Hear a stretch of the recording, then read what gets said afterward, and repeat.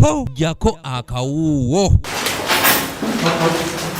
Olunaku olwaleero omusumba w'ekkanisa ya Revival Christian Church e Kawala Yiga lwabadde alina okuddizibwa mu kkooti ya Mwangattwe Mengo oluvannyuma lw'okusindikibwa mu kkomera ekitalya ku bbalaza ya Ssabbiiti ewedde. The circumstances are adjourning this case to Monday to deliver it so that you people can go and practice social distancing.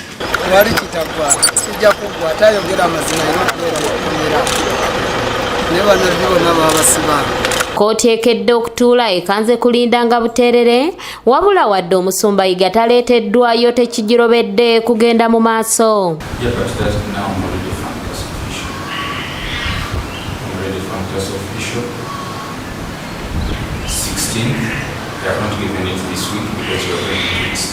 Munnamateeka w'omuwawaabirwa Wilberforce Kayiwa asabye omulamuzi ali mu musango guno akkirize omuntu we yeeyimirirwe kyokka n'ategeezebwa nga bwe kitasoboka ng'omusibe taliiwo mu kkooti.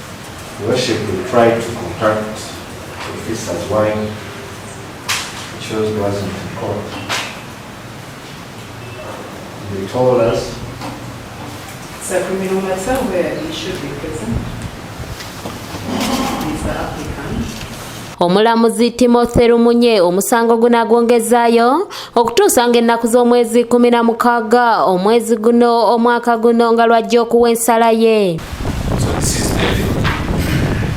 The application before this court was lodged by the accused person, and in his absence, a production warrant is hereby issued to enable the accused person to participate in the next hearing.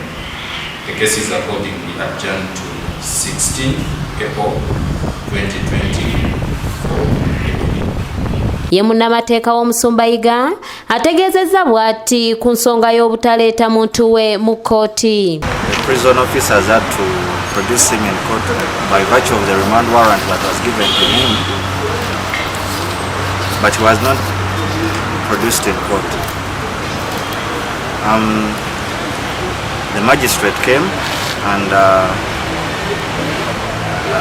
the state attorney was also in court.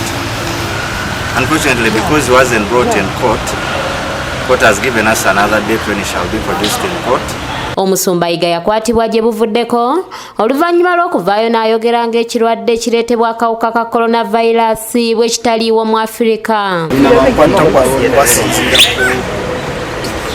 Ebigambo byayogera mu ngeri ya bulagajavu ng'ensi yonna efukamidde olw'ekirwadde kya COVID-19. We don't know why he wasn't brought in court, but according to the remand warrant, he was supposed to come to court today.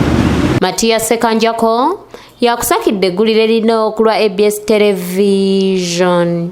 Wazintumidde bugende ne President waffe Museveni ne Bobi Wine. Abantu bagume kino kijja kuggwa.